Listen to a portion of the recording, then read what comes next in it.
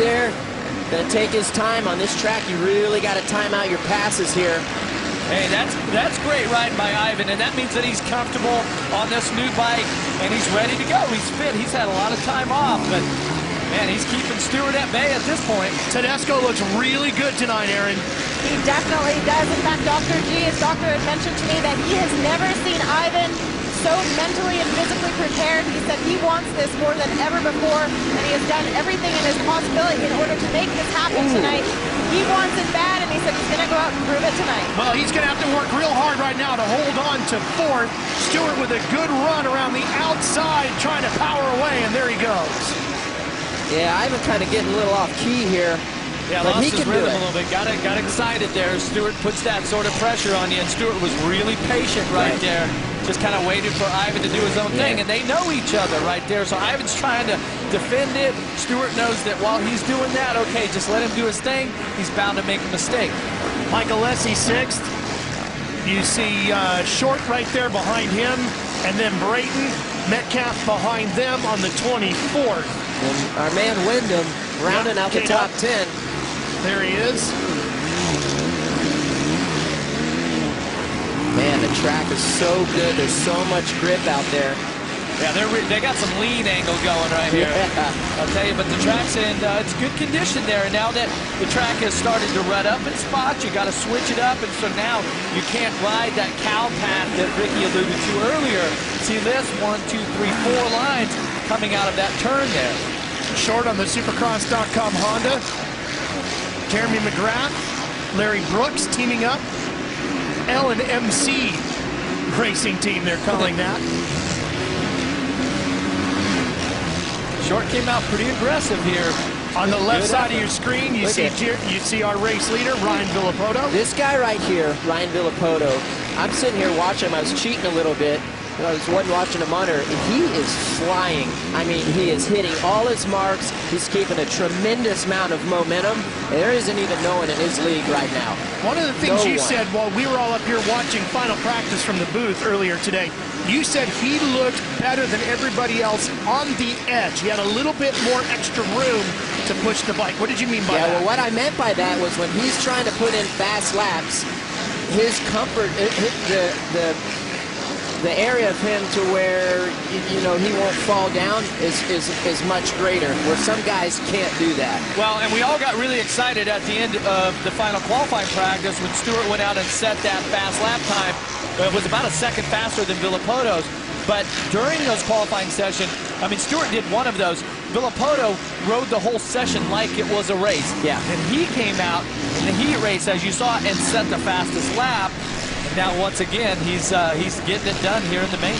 Watching on the right side of your screen, a battle for 10th. That's Metcalf and Jake Weimer battling it out. Metcalf on what is considered the factory Suzuki, even though it's now run completely by the Yoshimura organization. Rockstar still sponsoring them with that whole program over there on the 24. And he's got Jake Weimer going at it with him. Team Yoshimura, Suzuki, Dunlop all involved on that. Yep. Actually, Rockstar not involved in that program not anymore. this year. Factory Yoshimura Suzuki. Yeah, Jake Weimer, I'm glad to see him up here mixing it up. His first full season in the Supercross class, Premier class. Yeah, considering that he had the injury, yeah. Yes. There he goes. Look at that. Weimer. Oh, and hops off. And it's a good thing because he did not have the line on Metcalf.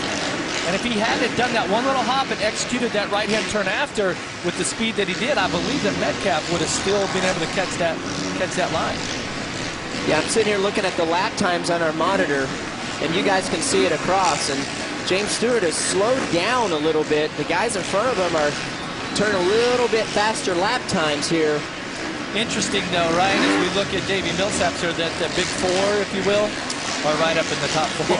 Yeah. Davies running back in 13th. As I mentioned earlier, he told me he lost 40 pounds. Wow. Since the last outdoor race he ran at the end of the summer. That's awesome. That guy has so much talent, Davey Millsaps. He always has. He's been a champion in the lights division, and the guy knows how to ride a motorcycle. And I mean, you know, and just in front of him is just behind him, Josh Grant. I would say the same thing about Josh Hansen, who's in front of him, Josh Grant here, who is behind him. all three riders extremely talented, trying to find their groove here. And this is a brand new team that Josh Grant is on. Josh Grant got the only win for Joe Gibbs Racing in Supercross competition right here, this event, the season opener a few years back. A very emotional night. Boy, that was, wasn't it? Battle for 7th here. Andrew Short on his number 29 Honda, still fending off the Muscle Milk Pack 10 of Justin Brayton. Now, okay, so the Muscle Milk Honda team, that's the official in-house factory Honda. The team, the McGrath team that Short is on is, you know, an outside team, but they have the works machine. They have the very similar bikes to what Brayton would be on. Same situation with Chad Reed. He's got a factory bike, but he is not affiliated, if you will, as a factory team. Basically under the factory 10. He's not under factory 10, right? But that bike is plenty winnable. There's no doubt about it. It's a legit machine. Look and see, all those guys are pretty much tripling that thing out of the corner now. This battle continues here as we get to the halfway point. This is where we're going to see fitness start to come into play as well, as Brayton took a good look inside.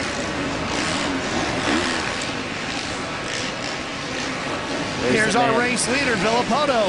He has got almost an 11-second lead over Chad Reed, and nobody's been able to match that 1 minute, 0.4-second lap that he posted early on. And guys, you look at the leaderboard, Stewart's in front of Dungey here. Yeah. Something just happened on that last lap to Dungey. Yeah, Dungey had a fall, but I'm willing to see if Dungey can reel him back in here. Yeah, he's back up and riding. There ain't no one in this guy's league right now. I mean, he said it, you know, that start was going to be really important tonight. All those guys who won the heat races, they said that was going to be key, and it certainly has for RD right here. And I mean, Villapoto has set the fastest lap time. Yeah. 1 minute, 0.4. And, whoa! That was a little different. Got a little high up in the berm there. He's got plenty of experience. And I mean, still, you go back to all of the adversity that Villapoto has faced since he jumped up to the premier class, okay? And the adversity that he faced and overcame last year to win the championship. And now this year, you know, basically winning everything last year, you know, everything that was in his way, everything on the checklist, he checked off. I mean, he definitely came into this as the favorite, and he is living up to the expectation. You know, Villapoto held the points lead for 14 of the 17 rounds last year, and it looks like he's going to make his way to Phoenix as a points leader once again. Look at Ivan riding good. We're halfway now. 10, 11 laps in the race. That? Oh, a little short there. Kerry Hart's got to be very pleased. You know, Jeff, you and I went and spoke with Kerry for a while this afternoon, and boy, he really bit off a lot this year, jumping up to a 4-rider team and really expanding his pit party presence and everything that he's got going on over there, the Hart and Tunnington effort. But man, they're really delivering here tonight too. Look at this now. Dungey is catching up to Stewart. And that's for the podium spot right there. And Dungey was, you know, a lot further behind there. He's still got a lot of time left. He could reel him in. 9 to go. Wow. This is where, you know, you find yourself every point counts. It seems like it'd be so easy to say, you know what, I'm going to take 4th. But as you start thinking, when I get to Vegas for the championship, I should have passed this guy. But how is this happening? Stewart, big mistake. What a move by Dungey, too. Yes. And Dungey takes advantage of the mistake and takes off with the position now. Dungey back to 3rd. Stewart looks, I don't know what. I mean, what's going on, Ricky? Because he's, you know, I mean, he's not even trying. One of the fastest riders of the night, and now it looks like, I mean, could he be experiencing arm pump? Is there a fitness problem? Is there an issue with the bike? I mean, look at this. Dungey, I don't want to discredit Dungey because he fell in this section. Now he's came back to battle back. Not a very aggressive riding position. 3rd place position. Okay, you see right here, on, off. He goes around, the corner's very, oh, he started to lose his front end, you guys could see. Got cross-rutted, had to abort going onto the top of the tabletop. Is he mentally flustered at this point? I mean, what's going on? You know, I said that those guys are pulling away, and then we just watched on TV here. I mean, there's Dungey catch him. To me, there's big expectations with Stewart going to JGR, that, the higher and all that, and right here. Well, let's see if James can mount a charge back. He's not one to give up, and he's well known for giving Reed everything. was Reed down. had a problem. So now this is a fight for second. Wow. We got 3 riders battling for second. Reed right there on the 22, Dungey on the 5, and Stewart's right there on the 7. hey, you guys, there's not one person sitting down in the stadium, including us, right now. Yeah, nobody in the We're right booth back either. at it. This might give the number 7 a little more boost right here. Let's see. Reed had a crash. Let's catch a look at what happened here. Oh, and Stewart is definitely picking the pace up. Watch your left box there. Reed comes into the turn and washes the front wheel. Too much front brake. Get back to the right side where the real action's at. All right, so Reed looks like he's starting to pull away a little bit. Wow. And this track, you know, these guys are racing really hard, but to me, I watch it, it looks like that they have to be so patient.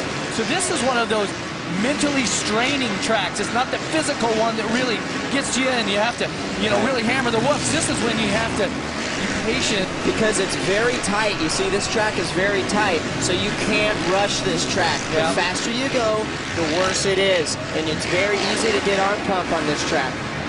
Aaron, what's your thoughts on the track? You hit the nail on the head. The faster you go, the more likely you are to crash, and especially as the night goes on, because the temperature is starting to drop. The cool air is starting to make the moisture from underneath rise up to the top, making some very slick conditions for all of these guys out here. Mechanics were vigorously working throughout the afternoon, trying to put the exact right tire on to provide any additional traction for the main event tonight. Boy, Stewart is doing everything he can to apply pressure to Dungey, but I'll tell you what, the 2010 champ, Dungey, is not blinking. We were talking about something was wrong with Stewart. He looks pretty good now. And they are all over Reed again. Well, yeah, he had a chance to regroup, and the races kind of came back to him. There are 5 Monster Energy Stewart to the Supercross inside. championships right here between these riders.